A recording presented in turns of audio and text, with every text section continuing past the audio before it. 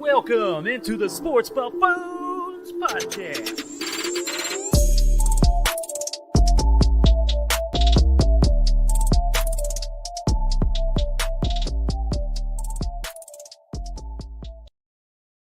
What's going on out there, ladies and gentlemen, boys and girls out there of the world? Welcome on into the Sports Buffoons studios, where we talk all things sports, which means obviously football season is upon us. We have lots of games coming up this weekend, so looking forward to that, you guys. But first and foremost, the crew is back together once again in our home base out of Lenexa, Kansas. We're not somewhere in St. Joe. We're not at some goofy brewery down the street. We're here back at the place. So how you guys doing? I'm still recovering, to be quite honest with you. I mean, we went on quite the bender the other day. I guess it was last Wednesday, but it feels like it was an eternity ago.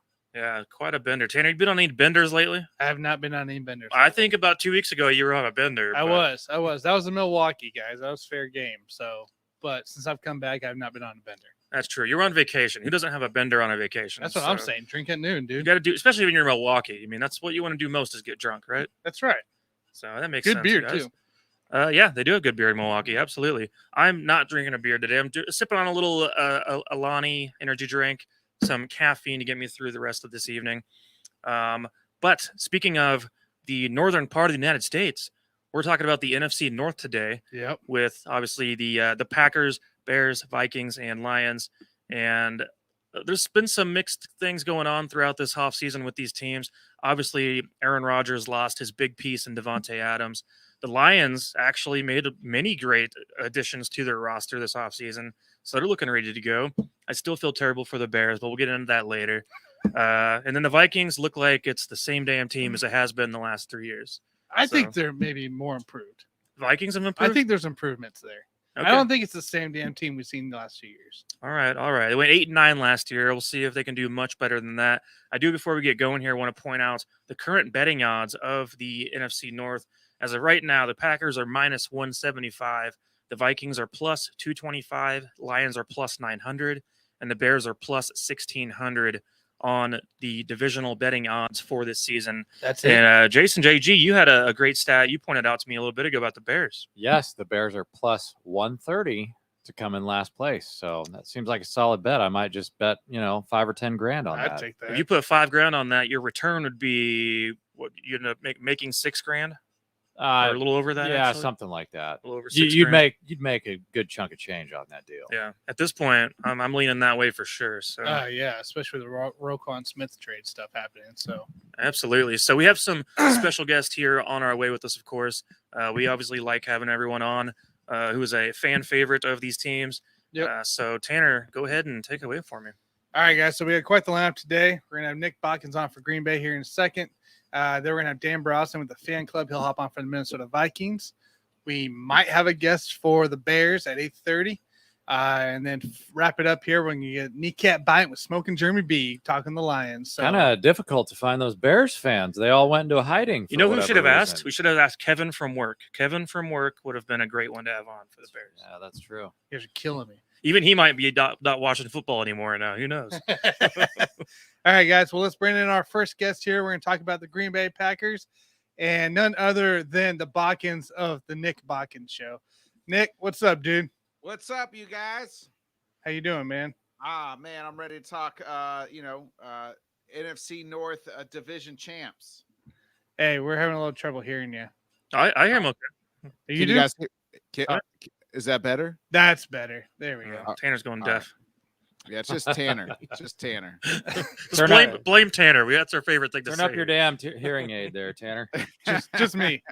I'm liking Nick's attire today, though. Got the cheese head on, got the 15 Bart Starr jersey on. I mean, this is a great way to kick it off here with the Packers, the 13-4 Packers last year, as a matter of fact. That's right. We're not going to be that good this year, but we're going to be pretty dang good. I still think you're pretty good. So I say we kick it off here. Let's talk about the offense here with Aaron Rodgers. Your wide receiving core, a little banged up, and it's going to be that way probably throughout the season, right? Sammy Watkins started on the PUP. He's back off. I believe he's practicing as well. Christian Watson, not really good news happening. Talking about, knee surgery coming into play possibly. coming into play. But we're hearing good things from Samari Torre, Romeo Dubes, both young draft picks, fourth and seventh round draft picks for the wide receivers. Then you got Old Man Cobb, Alan Lizard King, and Amari Rogers. What's the feeling there? What's the feeling for a Packers fan of this wide receiving core? You just said it. I mean, we don't have one. There isn't a feeling. I mean, that's the thing. I mean, you just listed what we have. We don't have one. You know what I mean? The Buffoons and Bodkins could lace up right now and probably be wide receivers, 3, 4, 5. You know what I mean? So that's how I feel.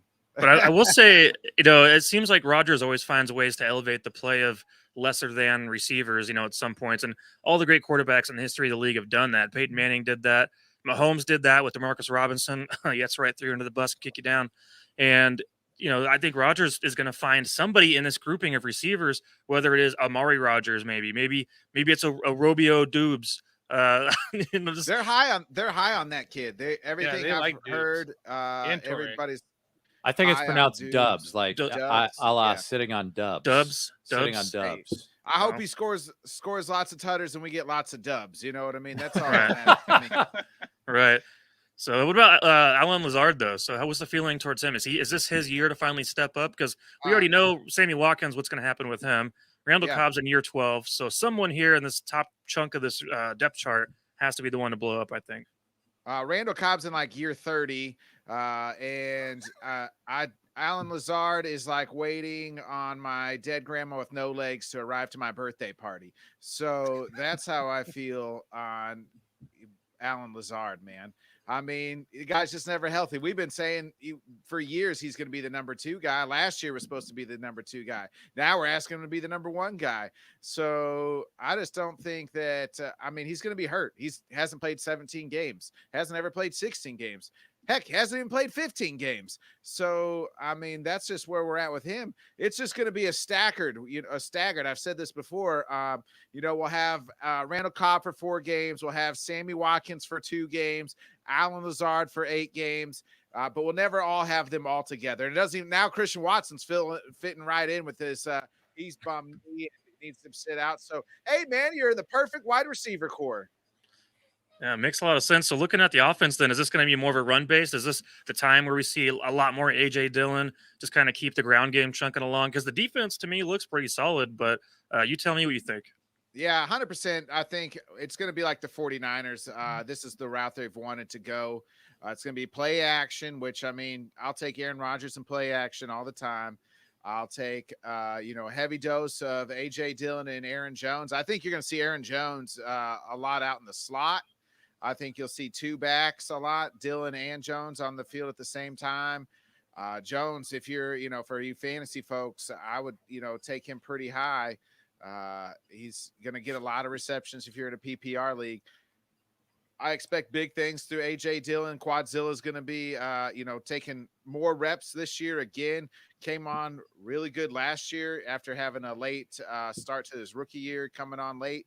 And now I really think 2 years ago that they were going to go with A.J. Dillon and Jamal Williams, but Aaron Jones took a team-friendly deal so that they didn't expect him to sign. And then they had to let Jamal Williams go. So now you're better off with Jones and Dillon. So with that 1-2 punch, do you think A.J. Dillon could potentially have more rushing yards than Aaron Jones this year? Oh, man, I don't know. That'd be close. I don't think so, because Jones just can take one to the house easily. Dillon is much more the, thunder, and Jones we've seen him take one to the house. I do think he could probably. I think it'll be close. I think it's probably going to be almost a 50-50 split, but a lot of that Jones could be on the field still with in the receiving. How do you feel about this offensive line? Yet Bacardi is still on the PUP list, still not practicing. No clue of when he's really coming back still. And then on the other side, was it Elgin Jenkins? Yeah, Elgin Jenkins. Yep. Yep. So he's on the PUP list as well. So now you got a 4th rounder coming into play with Zach Tom for that right tackle. Like, obviously, we can't feel good about the tackle spot right now, right? Well, Bakhtiari's still out too. He's still on the PUP. Bakhtiari, yeah, he's still out, and who knows when he comes back. Yeah, I mean, he's had about 3 knee surgeries in 2 years because after he tore his ACL, just something has never been able to get right. So, man, I don't feel great about it, but I mean, they just got to stand back there and keep 12 healthy, man. As long as Aaron Rodgers, you guys, is doing psychedelic drugs and, slinging darts, dude, we're going to be okay. That's all it Yeah, comes it's insane to look at a roster like this because you put any other quarterback, well, maybe not any other quarterback, but if you put, I'd say just about half the league's quarterbacks on this roster. I mean, you're looking at like, okay, this team's going to win like 6 games. Yeah, You know, yeah. But with Aaron Rodgers, they're like, well, I got faith they're going to win like at least like 10 or 11 at minimum. I think because our defense, and I'm sure we're going to really talk about it, because I also think our defense is so good. I think we're going to have a top 5 defense, which this will be the best defense Aaron Rodgers has ever played with. Yeah, they're going to have to. I mean, obviously the defense you guys had in 2011 was pretty badass at times. Clay Matthews over there leading the way. But I loved your guys' draft, by the way. So, I mean, you got my boy Devontae Wyatt. That's a guy I wanted the Chiefs to get pick at that time. And then Quay Walker as well. So, 2 of my favorite picks, without a doubt, on the defensive side of the ball for you guys. But looking over the roster, I mean, you guys got some solid veteran leadership across the board. I talked about the 2 rookies, but you got Devondre Campbell, Preston Smith, obviously. You guys got Jerron Reed from KC. Hopefully you can get something out of him more than what we got. He was a little bit of a dud at times. Well, he just got to spill. All he's got to do is spill Kenny Clark. That's all he's got to do. So we're not asking him to be the number 1 tackle. We have Big Kenny back there. A guy I expect big things of is going to be Rashawn Gary. He had his best year last year. Mm-hmm. I expect him to take another step forward. That's why they were able to let Zadarius Smith see you later, because they expect big things out of Rashawn Gary here. And then, we missed Jair Alexander, one of the top, 10 corners in this league. And that's giving them, like, that's not even trying to be a homer. That's most people tell you he's probably top 5. I was just trying to say top 10 just so I don't sound like a homer. But still only got like Adrian Amos too from the Bears. Yeah, still got Amos. Still got. And that's great. Rasul Douglas obviously is going to play some nickel for you guys too. Yeah, so yeah, Rasul Douglas. I mean, the kid that we drafted last year, Stokes. He had a heck of a rookie year. Now you expect him to take a second step, forward. I mean, the defense, boys, is what's going to carry us. It's going to be run the football, good defense. Let's not turn it over. Well, Aaron Rodgers, what's the one thing he doesn't do? For all his flaws, he doesn't turn the ball over. Yep, exactly. That's the best thing for a situation like this, when you have a lack of talent at receiver and you don't know what it's going to be like week to week. The main thing you don't want to do is turn the ball over and become a Jay Cutler fest where you're just throwing pick after pick. And Rodgers is not that type of guy. So one way or the other, they're not going to turn the ball over. If you can have a top 5 defense, that's the number 1 way to have the edge in the NFC North, I think. Definitely. All right, so let's get some predictions rolling here. What we got the Packers finishing on your mind? I looked at it again, and I'm going to pop it open on my schedule here. I had it on my phone. So we have a favorable early schedule. So we start the season, Vikings, Bears. We play the Bucks. That's probably our first loss that I would say a loss. Then we got Patriots, Giants, Jets, all winnable games. Commanders, again, winnable game. Then you got the Bills. The Bills could easily beat us. The Lions, Cowboys, that's a toss-up. Titans, this game is a toss-up. I mean, our division's weak. We do have the Rams in late December. I hope that's a game that kind of turns around. So, I mean, I'm looking at like 4 to 5 losses this year. I mean, somewhere the Lions will trick us up, or Minnesota, So I say 5 to 6 losses. I think our schedule is pretty favorable. For being an off year in wide receivers, yeah, it's pretty favorable, I'd say. For sure. Jason, what do you got? Yeah, I mean, it's not going to be very difficult for them to win this division. And so I don't really think that they're going to have to do a whole lot to try to match that record from last year. I'm going to go 11-6 here, taking a step back from last year. But again, not going to have to do that much. I mean, I do like the Vikings this year. They're going to be better, but Packers will still win the division. Mike? Yeah, I like 11-6 as well. I just think that defense is going to be the main thing that's going to carry them throughout this process. And obviously the efficiency of Rodgers. So looking at the team, though, it's obviously not going to be as powerful as they were a year ago. I don't know that they make it back to the NFC Championship game, and if they did, with this situation that Rodgers is in, that would be absolutely incredible. I mean, he might as well be given 2 MVPs in one season if he can make this team get to the NFC Championship game just with those receivers. Yeah, I mean, I don't know if it's like more. I don't think it's Super Bowl or bust. I think the not having the weapons would be, the bypass, right? Like, I think last year was more Super Bowl or bust coming off how he lost to the Bucks, and then we've already been to 3 straight NFC Championship games. I forgot that one bad year to the 49ers. That was, then I guess we didn't make it last year, but 2 straight. We lost to the 49ers in the divisional round. So I think this year, but I think last year was more Super Bowl or bust just due to how we had been back to back at that point in time, and being that number 1 seed 2 years ago. Again, lost to the 49ers last year in the playoffs. I mean, this year, if you make, we're going to win. I think we should win the division as long as number 12's, like I said, he's healthy and taking those shrooms out there. We'll be all right. But playoffs, man, it's a toss up. I wouldn't put our money on it. I'm going 10 wins this year for Packers. I think they're going to have a couple upset losses early. And they'll probably split with the Vikings, honestly, this year. So I'm going 10 wins. We'll playoffs, you never know what's going to happen. So, hey, did you catch that Barstool interview, by the way, with Aaron Rodgers? What?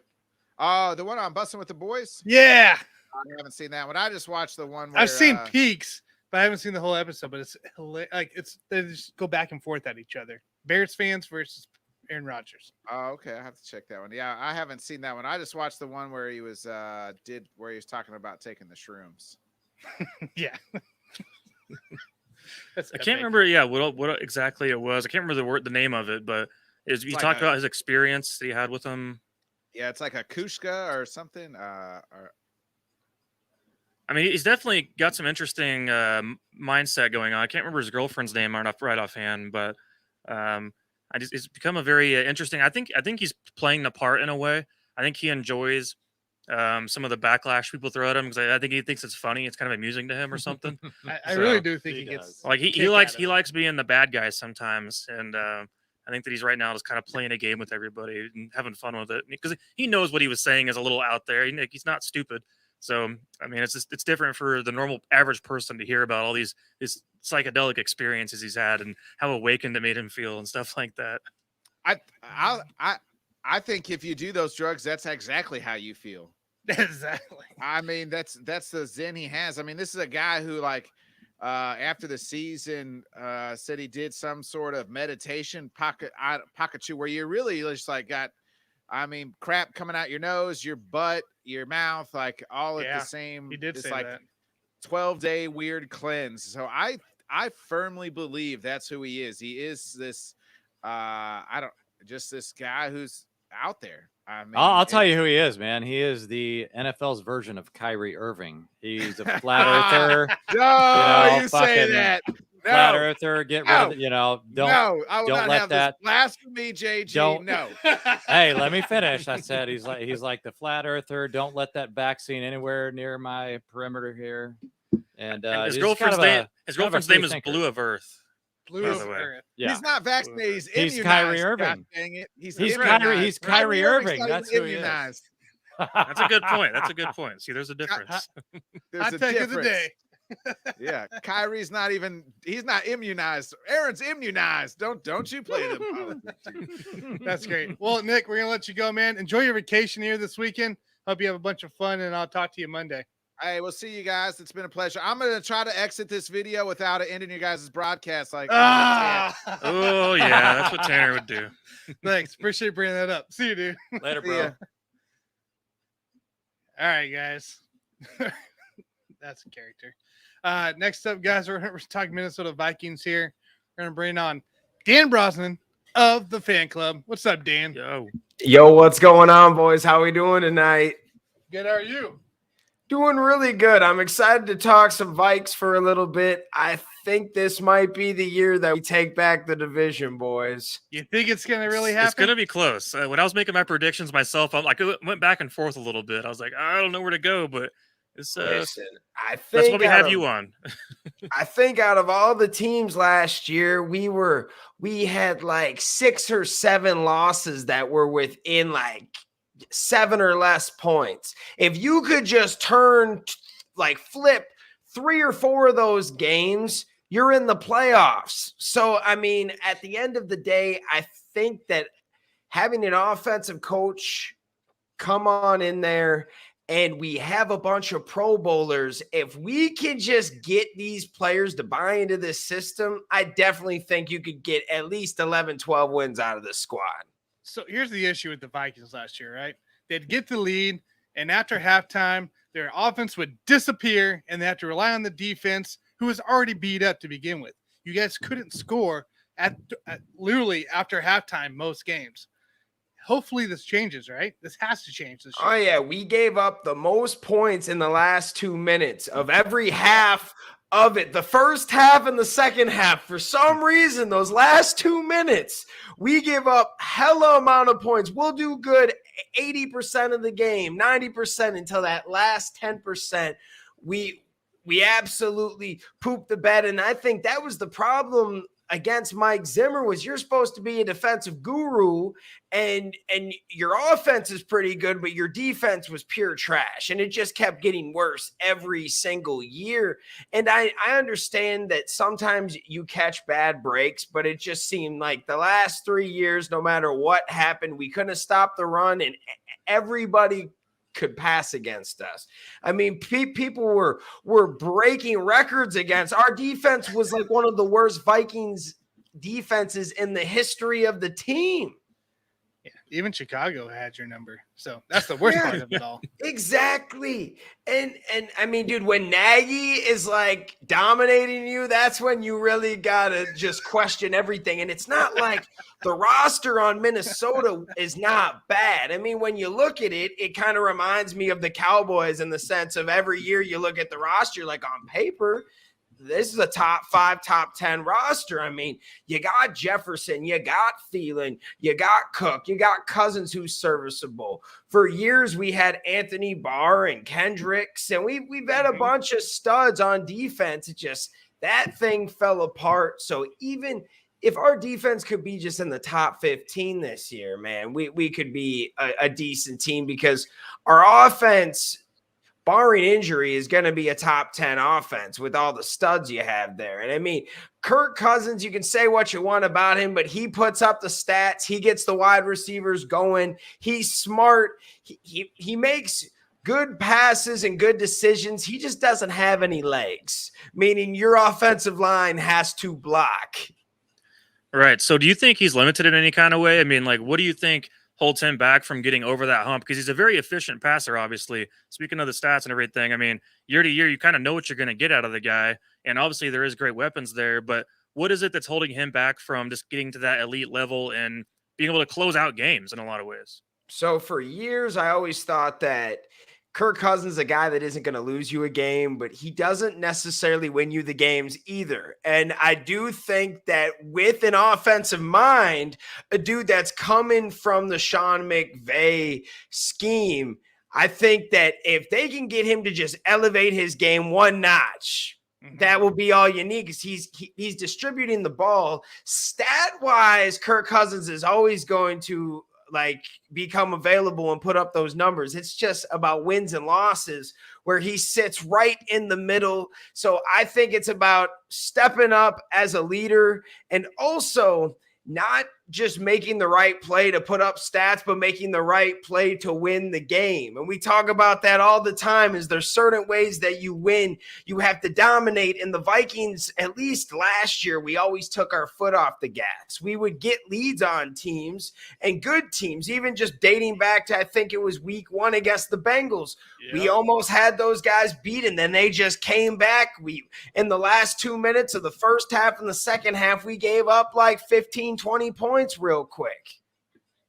That's very fair. Do you have anything, Jason, for the Vikings? I'll keep it simple here. I got a couple of over-unders here that I would like your opinions on. So Justin Jefferson, over or under 100.5 receptions.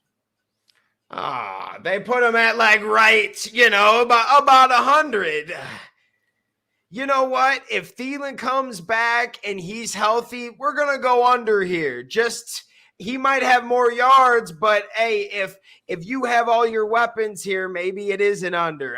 But I'm very iffy about that, my friends. That's a hard one. And I'm actually okay with being an under as well, because you got KJ Osborne coming into a second year, a guy that's going to be huge for this Minnesota team.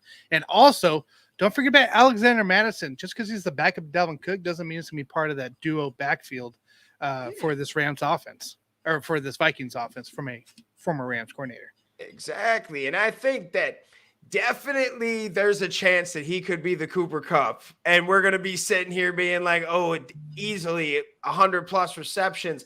However, I want to see how Thielen works, because one can't get 80 receptions, the other get 100. Like that's going to be hard. Who's going to be kind of the focal point and who's going to be number 2? It's obviously probably going to be Thielen as the number 2, but how much does he take away? I wouldn't bet on that at all, because Jay Jettas is a beast. I feel like if you bet the under, he's going to go over. If you bet the over, he's going to go under. It's just a weird one.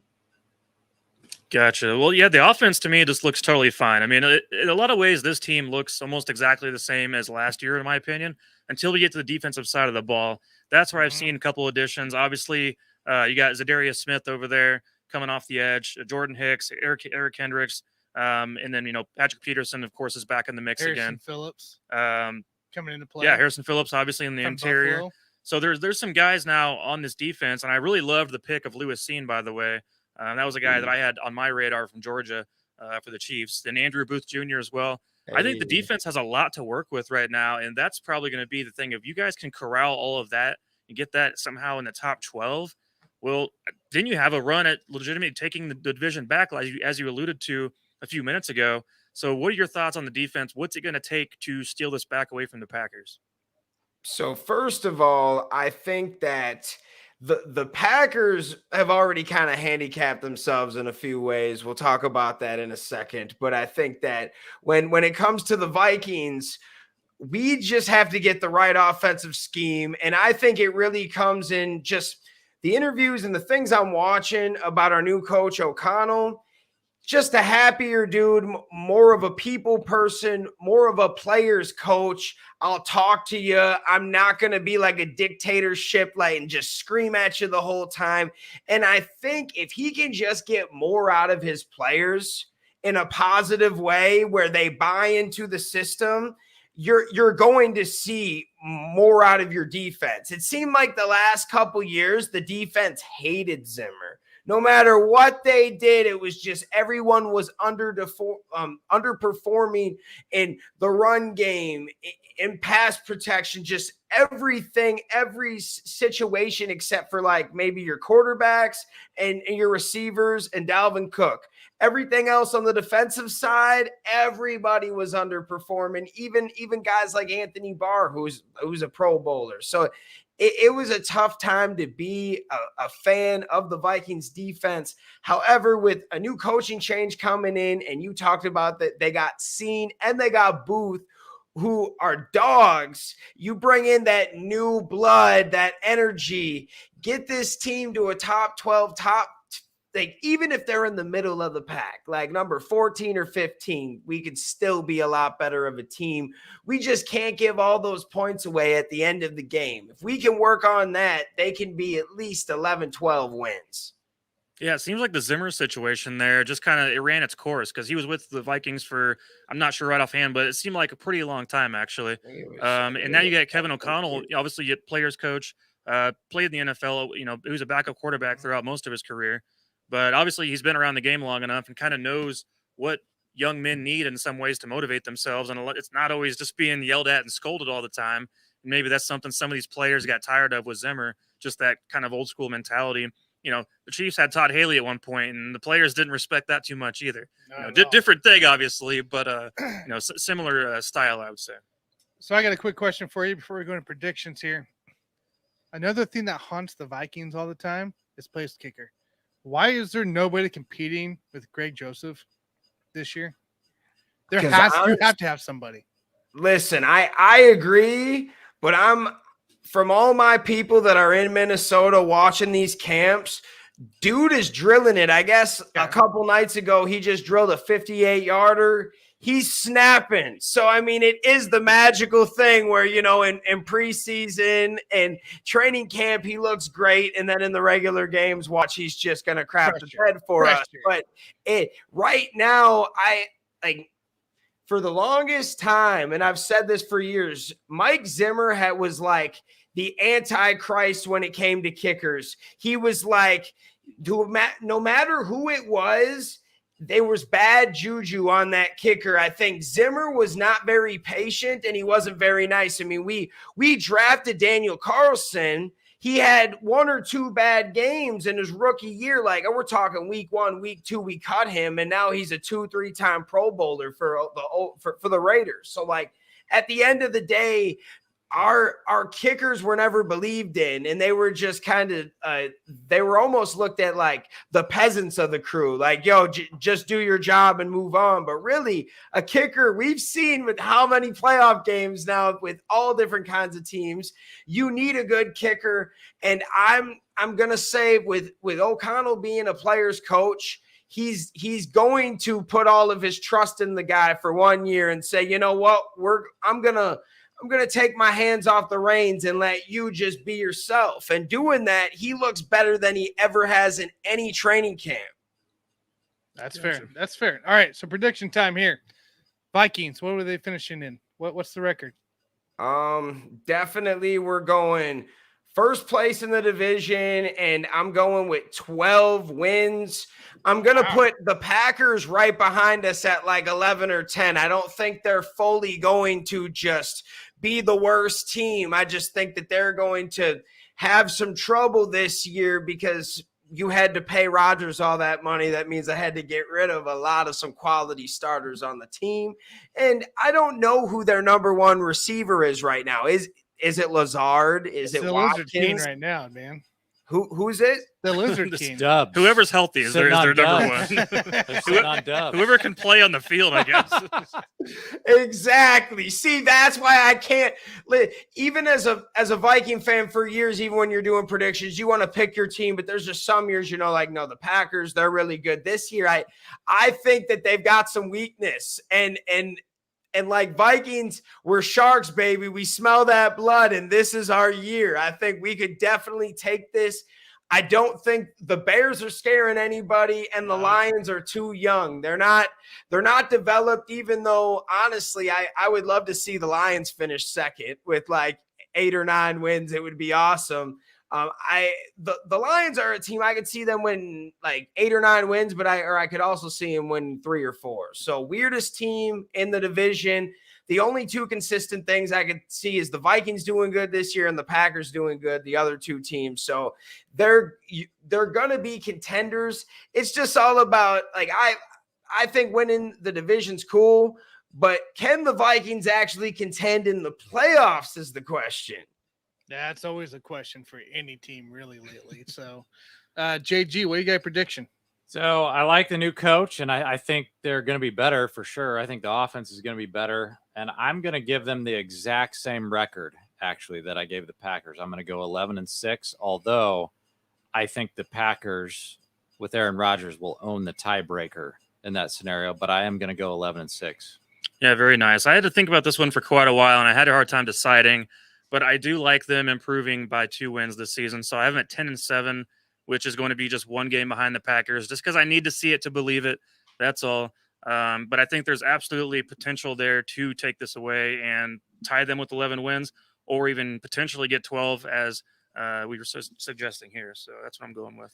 I got them winning the division and 11 wins on this one. I would go 12 with you, Dan, but I just feel like there's a Viking game coming into play where they're going to lose it in the end to some nobody. So yeah. Maybe it's the Giants there in week 16 after Daniel Jones finally gets benched. So they came out all motivated with their backup and somehow Tyrod Taylor, baby, coming into play. Well, Tyrod Taylor could beat anybody. I mean, that's it's possible. right. That's right. You never know. So awesome, man. Hey, I appreciate you coming on, joining us, talking to Vikings. I know usually night's not the best time, but we appreciate you coming on. So, hey, thanks for having me, guys. I had a blast. Thanks, man. Thanks, Dan. Thanks, guys. Dan Brosnan, everybody with the fan club. Always a great guy to talk to. Yeah, he's got a good channel too, so definitely check him out over there. And he's always on Let's Talk Sports on Monday morning at 11 a.m. Central. He does the call-in show with Dan.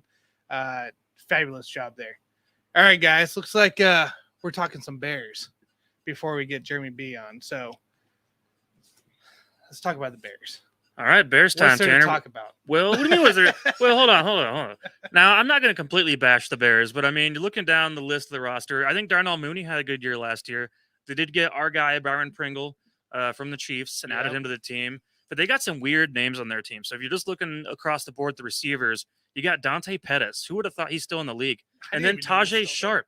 Tajay Sharp is still in the league too. And then they grabbed N'Keal Harry, who's just a big time bust over there from the Patriots. And it's an interesting group of guys. I feel like they're kind of throwing names at the wall and seeing what kind of thing sticks. But I feel bad for Justin Fields in a lot of ways because this team structurally is going to be the biggest problem, I think, to begin with. They're trying to offload some of these guys on their defense. Obviously, we just heard about Roquan Smith now is up for a trade offer, and Robert Quinn doesn't want to be there. So it's like, what kind of motivation does this team have going into this season? So that's going to bother me. And there's Smokin he's in the waiting house. He's in the bullpen. He's waiting. So, then they're also trying to get rid of their first round or second round pick last year, Tevin Jenkins. Right. I don't understand that at all. I mean, you just got the guy. They're obviously going for some kind of implosion where they just want to start it all over. But how do you do that and not make it so obvious, especially when you have a young quarterback in Justin Fields who you don't want to ruin? I mean, you still want the guy to have a career that gets kicked off in the right direction. Because we've seen this in the league 100 times, guys, where quarterbacks go to bad teams and their whole career is ruined because they were in a bad situation for too long and they never come back out of it. Ryan Tannehill is a good example of someone who did get out of that situation and ends up having a successful career. It doesn't always happen that way, though. No, it doesn't always happen that way. And if you look at the line, too, it's almost a revamped kind of line, but maybe not in the best way. They did get Riley Reid from Cincinnati, which is why I think they're trying to move Tevin Jenkins out.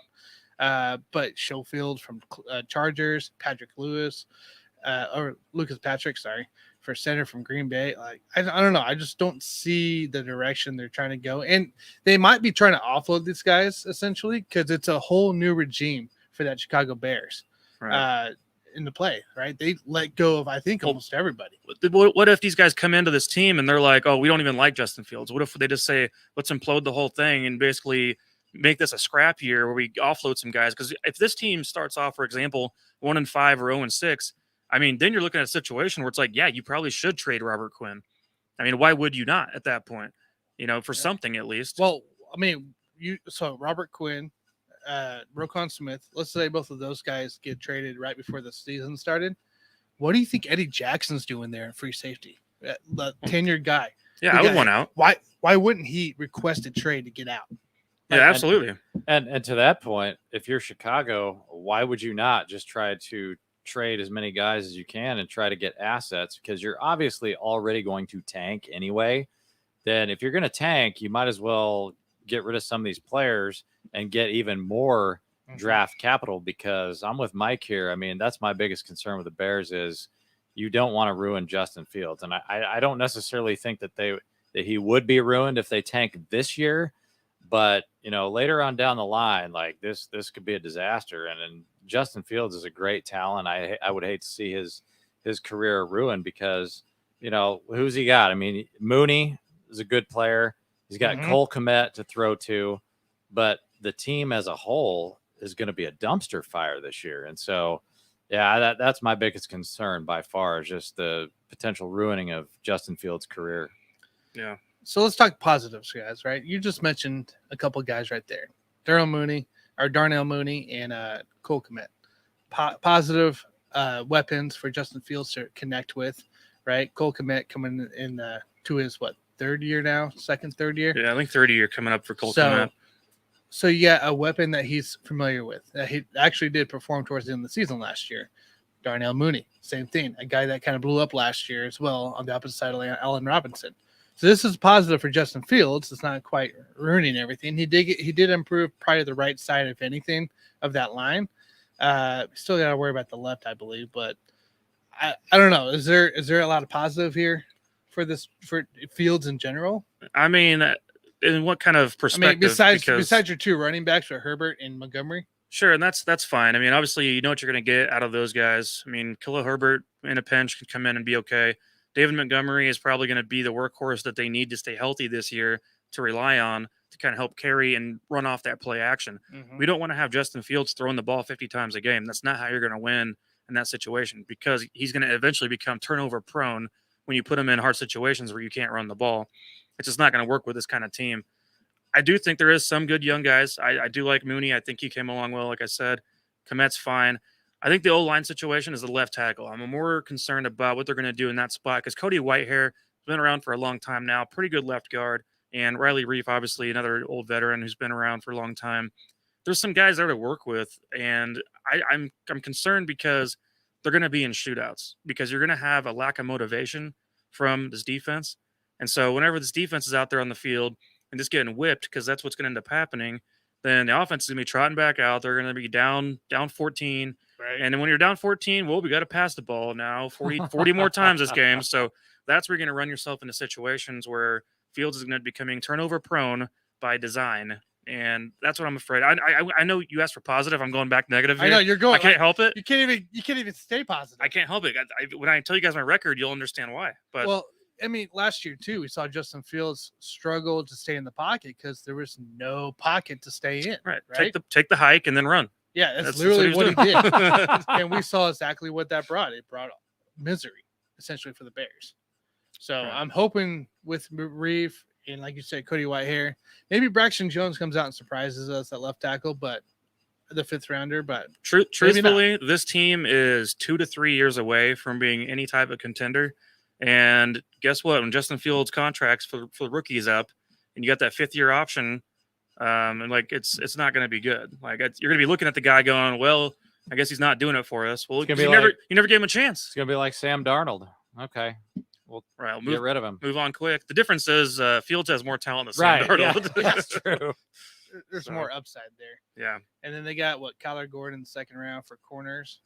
Right. He's fine. Yeah. I mean, he's all right. They picked 2 corners in the 2nd round.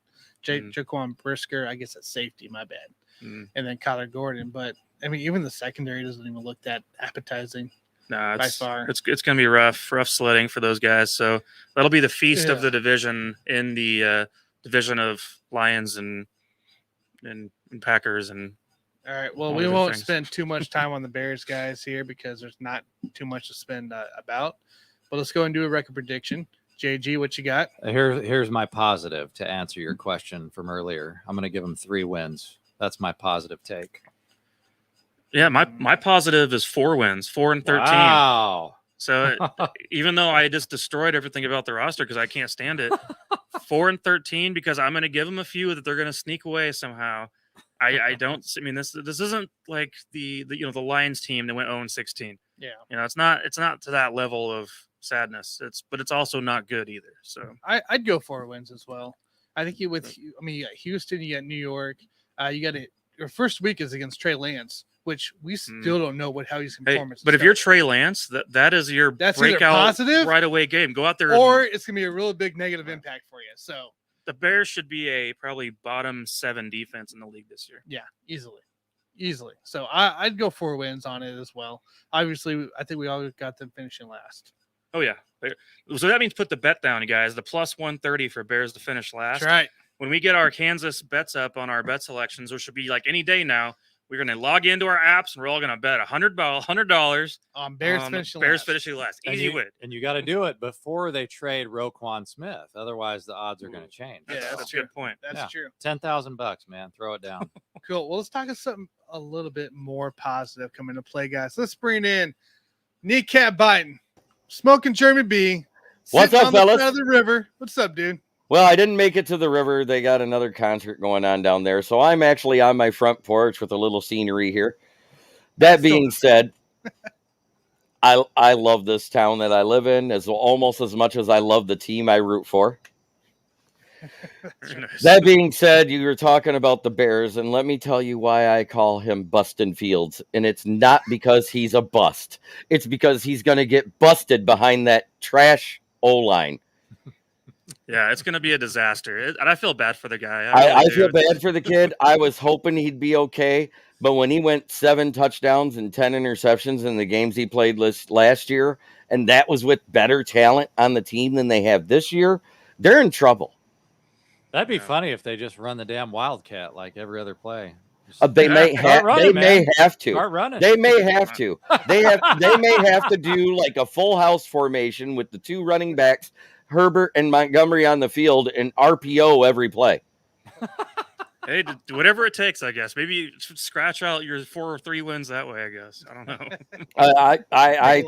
I said on my NFC North review, I gave them 3 to 6 wins tops, and that's if they catch fire. Yeah, if they get 6 wins with that team, that means Fields is pretty legit, I would say. Right, and that's exactly why I give them that window of wins. It's because of the potential that Fields could be good. I'm not calling him Bustin' Fields because he's a bust. I'm calling him Bustin' Fields because he's going to get broken. Do you remember how he said before the season, oh, the NFL is slow? And that's because he was playing against a slow old defense. Right, exactly. That's a great point. I like that you pointed that out right there. That's true. I mean, and that's why he looks good right now. He's playing against the worst defense in the division, quite possibly one of the worst defenses in the league. Yeah, I think so. Eric Dalton says the Bears will suck. That's one of my Lions faithful who's been on my show a couple times. I recognize the name. I was like, I've seen that name before. I just couldn't. Yep. I figured it was your I sent him the link so he could come in and watch because he said, send me a link. He wanted to be on the show. Awesome. Appreciate it. We have a little more exciting team we should talk with you about, though, other than the Bears. Let's talk about the Lions. Let's talk about exciting. Did anybody watch the Hard Knocks episode last night? I haven't Not seen yet, it. no. I haven't seen it yet. Motivational, entertaining, high energy. The first day, it was a lackluster day, just like it is for every training camp for a rebuilding team. They were coming out, they were doing the tackling drills, and Dan Campbell lit them up. It didn't even take him 5 guys, and he runs out there, he goes, the fundamental of being a defensive player is tackling. If you can't tackle, you're not going to be on this team. And the next thing you know, they start tackling people. They started hitting. And at the end of that first day, Jamal Williams said a speech that, quite frankly, not only motivated me, but almost had tears in my eyes because he was crying about it. He goes, I love this team, and I love y'all. When you're tired, you better think about that bleeping record from last year because we're not that team. Absolutely. We're gonna have to watch that. Yeah, I love Hard Knocks, and I need to get some time, maybe tonight even, to put that on. Hutch did the whole first verse and the chorus of Billie Jean, and it was comical yet well done. Yes, I think I saw that on Twitter actually. So looking over the roster here, though, obviously, I mean, there's a lot to be excited about at the receiving group. Obviously, I think if you have a healthy DJ Chark, you could get back to that level we saw just a couple of years ago. Shark is healthy, and he's looking fantastic. The chemistry between Goff, Shark, Reynolds, Amon-Ra St. Brown, and even, God, I hate him, but Khalif Raymond, it's palpable. You can actually almost taste the energy in the building between them. Right. Plus, you got great pass-catching running backs, too. Yeah. Tanner loves him some DeAndre Swift. That was one of his keepers in our fantasy league.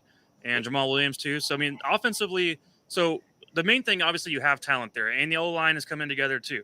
But is Jared Goff going to be the guy? Does this be the moment he takes a step forward with this team? He already has taken a step forward. He's shown leadership. Taylor Decker came out in a soundbite the other day. He goes, he's making our job easier. He's making the right reads and calling out the right protections for us, which makes our job as an O-line that much easier, telling us who we're going to double and who's going to be coming around on an outside blitz so we can rotate somebody over there. He said it's night and day difference from what it was last year. And that's also because Goff and Ben Johnson sat down going over the game reviews of the 2018 offense with the Rams, which they kind of modeled this offense off after without having a Todd Gurley on the team. I mean, because there's not a lot of Todd Gurley's healthy out there, even in this league, let alone on this team. That being said, if you look at it, the talent level on offense is very similar to what he had that year. A top 5 O-line, a better, faster wide receiving core that is going to get separation because Reynolds, Benson, Khalif Raymond, And then once Jamal Williams is healthy, that's 4 guys that run sub 4.4. That's true. Mhm. That's very true. And he only had 2 of that when he was with the 2018 Rams. He had Reynolds and he had Brandon Cooks. Right. So, like, molding it after that, obviously, there was a lot of pre-snap motion in that offense. I remember with the Rams. And if you guys remember at all, the great Mexico City Chiefs-Rams game was one of the greatest offensive games I think anyone's ever seen. Now, the penalties be damned, because that was a disaster on that end of things. We Right, had a crew but- of all a bunch of head referee crews together all at once, and everyone had a big head in that one. But And, still, do and you think can you're say what you seeing want. that difference? Goff outdueled Mahomes in that game. He had more deep ball passes that were accurate than Mahomes had for the Chiefs in that game. I think deep ball passes, which is anything over 25 plus yards, Mahomes had 3 of them. Goff had 7. Yep, he was torching our 2018 Chiefs That's defense. secondary. That was pretty rough goings on that one. I mean, I'm not trying to say Goff is the next coming of Tom Brady or anything like that, because that's a way stretch of the means. But with better offensive play calling like he's going to have with Ben Johnson and Dan Campbell, I could see where he's going to be in the top 15. Top 15 QB. Okay. Okay, I could see that. I could see that kind of a step up again, because I mean, obviously going to the Lions in the first place, immediately the NFL fan base as a whole was like, well, his career is probably done. And now we're looking at this team going, okay, there's a chance for a resurgence. So at the end of the day, it's going to come down to him. If he's got the mental capacity to get this all done and taken care of and corralled, and the maturity, of course, comes along with it. And if he has all of those things, then he's going to be just as great as he was with the Rams in 2018. Yeah, and well, they got the coach to do that, to be able to revive somebody's Career. morale, pretty much. Yeah, like just being able to get that confidence back from Goff when he was with the Rams, when he took him to the Super Bowl, having that confidence come back after being traded from where you thought maybe you were spending your career, and all of a sudden you're traded for Stafford, and the confidence went away. We saw it, but now you have a guy, you have a head coach that came in, big attitude, big confidence. He told Goff, you're my guy, essentially, and now I'm giving you weapons around us, giving you a line. Let's go to work. So that's the guy to be able to do it, and Dan Campbell is that guy to be able to do this. 100%. That is why this front office and coaching staff is 100% why I'm all in that the Lions could be that sleeper team that sneaks into a wild card and maybe shows up a team if they're playing hot at the end of the year.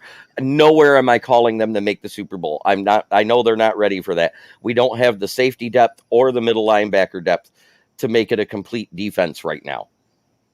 That's being brass tacks, bold face honest. We have 8 winnable games on the schedule. That's all teams with sub 500 records, just like we had last year. We have 4 games that should be a toss-up. And then we have 5 games where if we're able to eke out one, that's a surprise win, because there are 5 games that everybody says that should be a loss on the schedule. That no matter how you look at, there's 5 teams we should not beat. All right, so looking at the draft they had in the end, obviously, who doesn't like Aiden Hutchinson? I thought that was a great pick, and not to mention he went 2nd overall. So it was like, to me, it was they got a good deal on that end anyway, because I think he could have been 1st overall in the draft. He should have been 1st overall. Trayvon Walker was taken over upside. Right, exactly. And I think it's a great situation that you guys have with him for the future. But I am concerned, as you alluded to there, about the rest of the defense, the linebackers, the safeties, and some of the corners situation and the depth on this roster. This is going to be the part of the team that I am most worried about. And is Jared Goff going to be in shootouts all season long? Because I don't know that this is going to be maybe not as bad as the Bears defense, but I don't think they're going to be in the top half. I'll put it that way. What do you think? Well, the cornerback room isn't as bad as everybody thinks. We did add Mike Hughes. We still have Jerry Jacobs, who showed out last year. Ife Melifonwu was moved to safety to help shore up the safety room with a big, strong, able to stretch the field and cover sideline to sideline. He is quick. Okuda is faster than he was at his combine. Okay. And so that's huge. He's staying step for step with Shark. That's huge. Big. Yeah. And Shark runs a 4.35 or something like that. Right. That's insane. So with Hutchinson and Brockers. Like, what are we thinking here on this defensive line? Is it going to be able to get to the quarterback or contain a run, or what's the feeling Well, there? last year the Lions were able to get 35 sacks with a beleaguered defense. If this defense is able to stay healthy, I see no reason with the additions they have all the way across the board on having 40-plus sacks.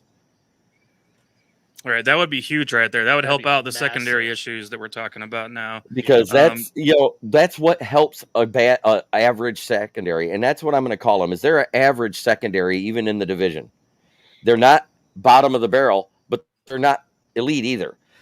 What I see is if we're able to get the pressure that it looks like they're going to be able to provide and keep fresh legs with the amount of rotational depth we have, you got Charles Harris, Julian Aquara, Romeo Aquara once he comes back healthy, which should be around 5 or 6. You also have Aiden Hutchinson. Josh Pascal should be back by week 5 or 6 after having sports hernia surgery. And for the Packers, and I don't know if you guys know this, but Christian Watson just had knee surgery and is not expected to play for the first part of the season. Yeah, we just talked about Nick with that. So Yeah, Right. and that's They're in kind of trouble with huge that for them. Yeah, they're in trouble in the wide receiver room. And granted, Aaron Rodgers is that good of a quarterback. He can make wide receivers better. But when Anthony Lazard looks like your true number 1 wide receiver, is that a good wide receiver room? it's not No, pretty. not at all. That's a ugly situation. You got the corpse of Randall Cobb, who's not a red zone target anymore. You got He is a Sammy corpse. Watkins. Yeah. You got Sammy Watkins, who might play 10 games if you're lucky. You got Anthony Lazard that hasn't played more than 10 games a season. And then you got Christian Watson, who may not be back till week 6 or 7. Yep, they're in trouble. I had them winning the division, but I could also see the Vikings stealing it from them too. The Vikings are going to have growing pains too. Don't forget, they may have a ton of talent on offense and defense, but they're doing a complete scheme change from a 4-3 to a 3-4. They didn't add a lot of talent that's 3-4 talent this year. So there's going to be growing pains defensively, which will take, with the defense, it could take anywhere from 5 to 6 weeks for them to get their footing and their grasp of the new defense. Right. All right, so here's your big money question here, because I have Amon-Ra St. Brown on my fantasy team this year. I want to know who's going to end up being your WR1. Is it Amon-Ra St. Brown? Is it DJ Chark? Or is it somebody else? As of right now, it's DJ Chark, 100%. He is the number 1 wide receiver on the roster until Williams comes back healthy, and then he may supplant him. So Interesting. you're looking at Amon-Ra St. Brown being a 2 to 3 WR. He more than likely will be playing more out of the slot, as will Cephas. Both those guys do better as a slot receiver than they do on the outside. They are better crisp route runners, which is where you traditionally have your slot guys. But that's not being said that they won't get targets. I think there won't be a single wide receiver that gets 1,000 yards on this team. I think the ball's going to be spread around so much with all the targets that you're going to see a bunch of guys with 500 to 750 yards. Very interesting. Yeah, the DJ Chark one is interesting to me just because of the injury history, obviously, there. And I think he's more well known for his speed and some deep threat abilities. Amon-Ra St. Brown, more the underneath type of guy. But I could easily see Jamison Williams, once he's fully healthy, taking over and having a down-the-stretch breakout type of a situation like a Jamar Chase even. So I could see that being last 8 weeks of the season, him being the guy to really pull away and become the true number 1 of the offense. Yeah, it's going to be a pick your poison on who you're going to double. Because once Williams comes back, you got Reynolds, Williams, and Chark. Who are you doubling and leaving Hawkinson, Swift, Cephas, Amon-Ra, and all those guys underneath wide open? That's a fair point there. Hey, real quick here before we go prediction time. Is Devin Funchess going to make this team at tight end? He hasn't really played much because he's already hurt again. I had the feeling he won't make the team. Funchess. Yeah, speaking of corpse, I mean, we can add him to the list of corpse that are still hanging around the league. I mean, we picked him up because at the time we had 4 tight ends on the PUP list in camp.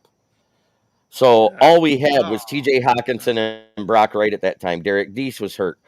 Gilbert Griffin was hurt. James Mitchell was still recovering from his ACL tear that happened midway through the college season. There was all sorts of people on the PUP list that couldn't play, but all of them were back for regular training camp as far as the tight ends were concerned. And then Funchess went on the PUP list. See, I always just assumed Funchess was like a cheap pop because of the local kid type of thing. So that's Right. what I always took it as anyway. It was just, oh, let's bring him I on. had He went to Michigan. I have the feeling he's going to end up on the practice squad, but not protected, and he may get poached to a team that needs a body, or he'll be there in case of injury depth. But that being said, somebody said, well, Funchess doesn't block. I said, evidently they didn't watch him at Carolina or when he was a tight end at Michigan his first year, when he actually was a great run blocking tight end and not much of a receiving threat till like halfway through the season. Right. Oh, good points there for sure. All right, prediction time. Jeremy, what do you got? Lions finishing at? The realist in me says if we get 7 wins or more, I'm happy. But with this schedule being as easy as it is, I want to say they're going to get 9 or 10 wins. Gotcha. Okay. All right. Jason? Yeah, I mean, I like the way the direction that this franchise is headed. Obviously, their roster's getting a lot better. I'm going to go with 7-10, and I think they're still a couple of years away from like a drastic improvement. So I'll go 7-10 this year. I see the Lions this year being a lot like cryptocurrency in a way of it's going to be volatile. Is the word? Is that right, Jason? Sure. Okay. Well, I see a very high and low kind of thing where you're gonna have some games that maybe you go out there and destroy a team by 25 points, and other games where the defense just totally folds. I have them going 8-9 on the season, so just ends up playing out right down the middle. But you're gonna have highs and lows all year long. That's what I foresee. I got 8-9 as well for this Lions team. So Okay, so let's look at what they did last year with a 45% practice squad roster starting for about 12 weeks of the season. They went 2-9-1 in 1-score games. They went 2-9-1 in 9-score games. Guess where a lot of those 1-score games were? they were Green that was Bay. towards the end of the season. Green right? Bay. Because they had a lot of No, good teams. throughout the whole season. They played the Ravens and lost by 2. They played the Rams and lost by 3. They played Minnesota and lost by 2. They played Chicago and lost by 3. They played they beat Minnesota Yep. by 2. They beat Green Bay by 4. I think mean, the biggest problem. And then they had a double-digit win against a number 1 seed. Granted, it was a fallacy. It was kind of like the number 1 seed that was the Pittsburgh Steelers last year, going 11-0. It was a false number 1 seed there in Week 15 when we beat the Arizona Cardinals that nobody saw coming, and we housed them at 31-10. That's right. See, that's that hot I'm talking about, where crypto shoots up real quick, and then you're going to crash back down and ended up losing to some of these other teams that you probably should be beating in the end. I mean, last year, 31st out of 32 teams on the defense points allowed, and I don't see enough improvements on the defensive side to have a consistent team, and that's what it's going to come down to for me. But 8 wins, that's a 5-win improvement. They may have been 31st in points scored, but that's due to the 5 blowouts they had. That is the reason why. You had 5 teams that just totally housed us. 2 of them just ran the ball over us like nothing. That was the Seahawks and the Eagles. They ran all over us. That's the biggest thing. What I saw in this practice, and this is where I think it'll be better, is the tackling is tremendously better from what I saw last year. Not a single running back, not Swift, not Williams, not Craig Reynolds, not Jameer Jefferson had a run bigger than 8 yards. Oh wow. Right. That's gonna be huge. That's there. gonna be And a we all big know time. that tackling as Chiefs fans. And that was versus first and second string in full pads. Yep. Both gonna be an strings important didn't aspect. give up big runs. Definitely the right guys for it. Let's take And comments that's the other one that I wanted to say is, everybody we signed in the offseason and we drafted, the one thing they do not have defensively is tackling as an issue. Right. That's wow. big time. That's what you need there. It is what we needed. It is. After last year. Chark having Hawks, St. Brown, Reynolds, Cephas, less options. Fun. He says your boy Eric says Funches will make it. So Lions float into the wild cards, but Eric says the 9 wins. This is a guy that has been the same old Lions guy for the last 20 years. His dad was on high the expectations, conglomerate. high hopes guy. No. So when I say same old Lions, he was like, oh, they're never going to win. They're never going to do this. They're never going to do nothing. This is the first time he has been where, wow, I actually see something. And he's been around the Lions. He's been that around the Lions since the early 80s as a kid, because his dad was a part of WDIV, WJR, all the stations that played the Lions. So he had sweet tickets as a kid and went to every game. Huh. Gotcha. Well, hey, we obviously wish the best for the Lions. Obviously, we think we see some good potential there. Well, I'd be curious. I'm going to go piggyback off of that 31st scoring defense. What you don't fail to realize is, as bad as we were, the year before we were the 32nd defense in every defensive metric.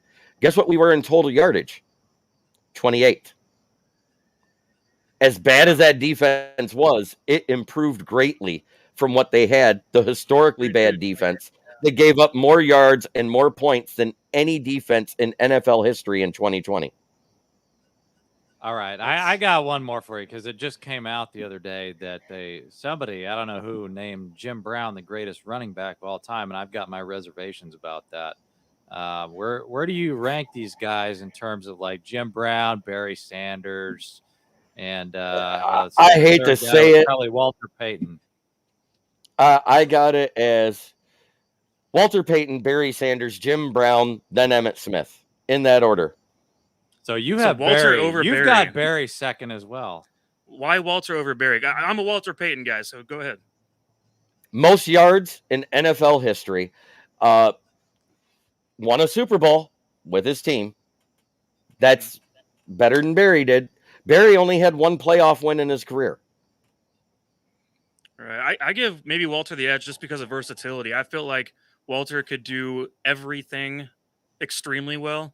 And maybe, I don't know, Barry wasn't used quite the same way as Walter actually was running the Wildcat there in Chicago in the 70s. So that was going on way before the Dolphins ever pulled that crap out. My whole thing with that is that if you would have put Barry Sanders on the Dallas Cowboys instead of Emmitt Smith, he would have won 12 straight Super Bowls. Oh, more than likely. That being said, am I way off on that? Here's an interesting fact for you. The year that Barry had the 2,000-yard rushing season, do you know what else he led the league in? No. The amount of times he was tackled for loss. Yep, that's right. Yeah. Huh. Hey, he was tackled for loss 112 carries.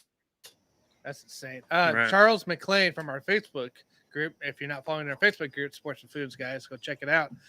He said the Lions in second with a 9-8 record, but not sure it's enough for a wild card. But he hopes the Lions play the Rams in the first round and beats the Rams. And then he also wanted your opinion on new number 9. Yeah, did you guys hear about that?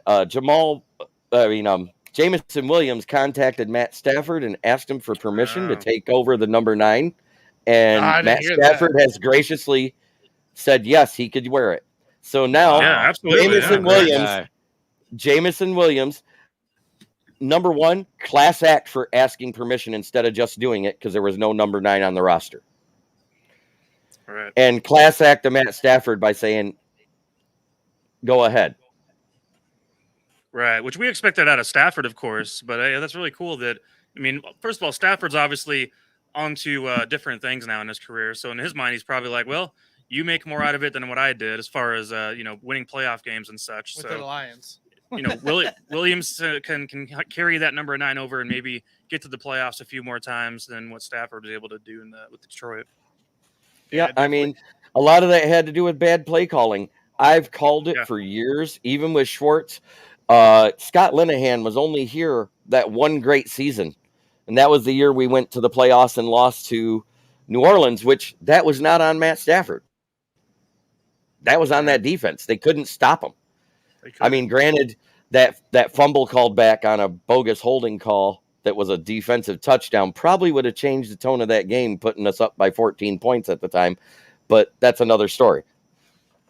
Right. Stafford was never the problem in Detroit. I mean, I always feel like everyone saw that as an obvious thing for sure.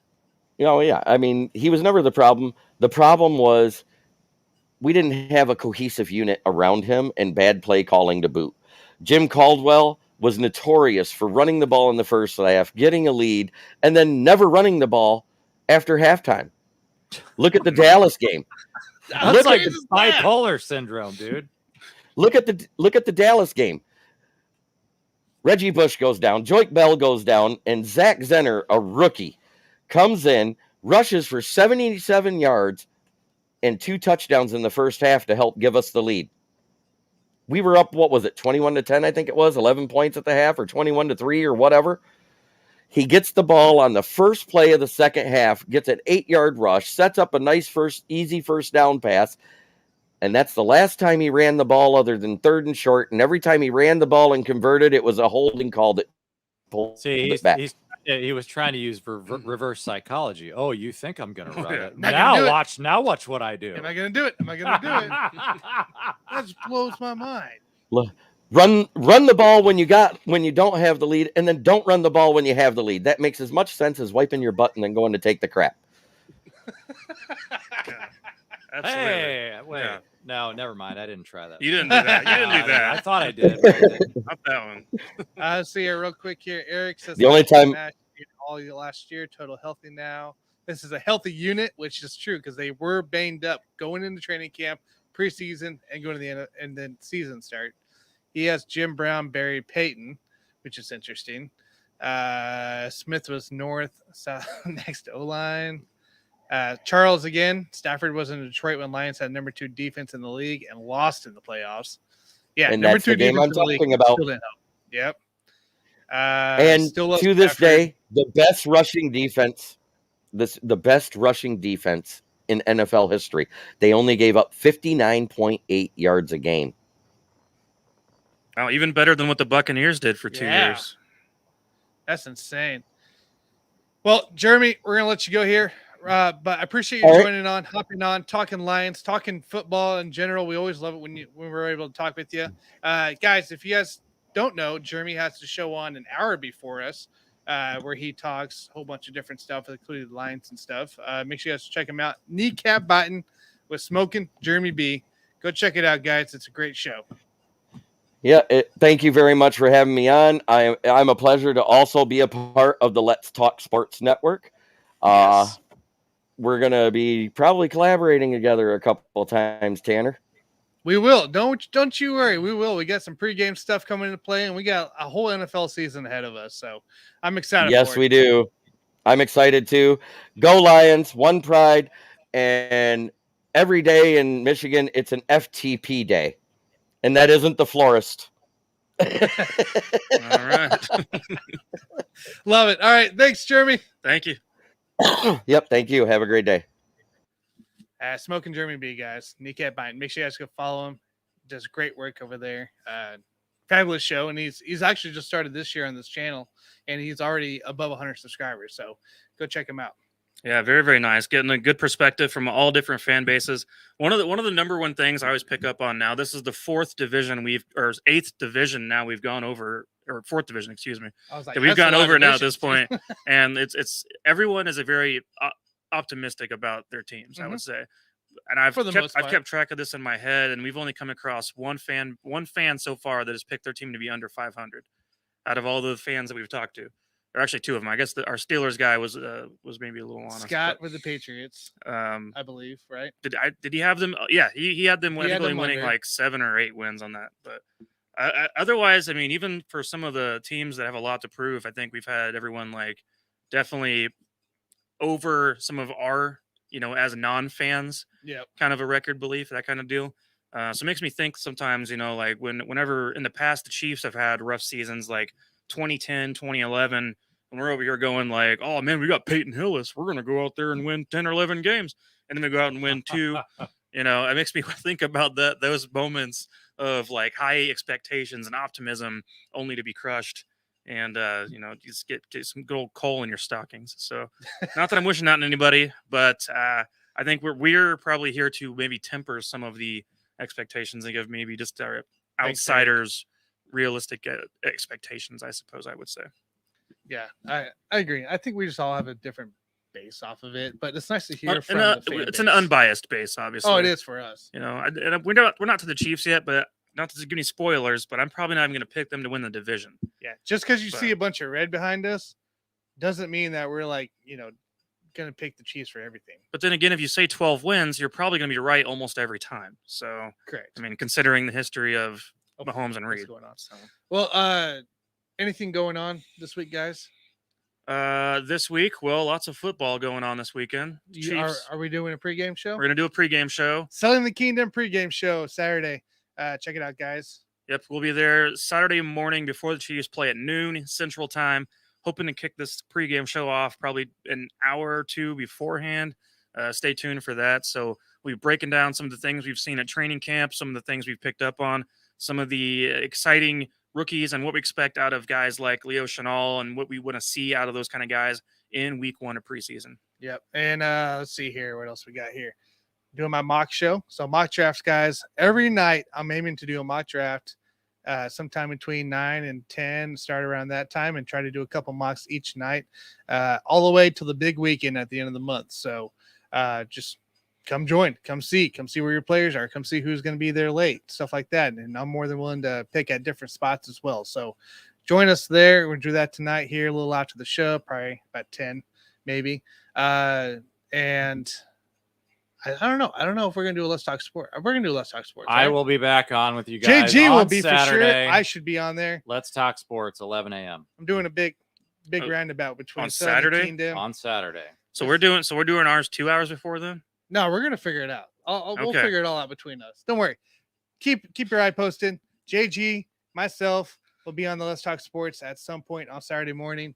Mike and I will be doing a Selling the Kingdom, and JG if he wants in. So for a pregame show. It'll all happen Saturday because we're excited for it. Chiefs finally preseason starts officially. I don't count the Hall of Fame game, so No. officially starts Thursday tomorrow.